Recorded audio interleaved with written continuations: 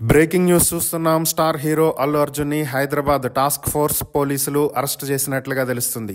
ఇటీవల Pushpa 2 cinema release సందర్భంగా సంధ్యా theatre కి అల్లు అర్జున్ టీం వచ్చినటువంటి సందర్భంలో తొక్కిసలాట జరిగిన విషయం అందరికీ తెలిసిందే.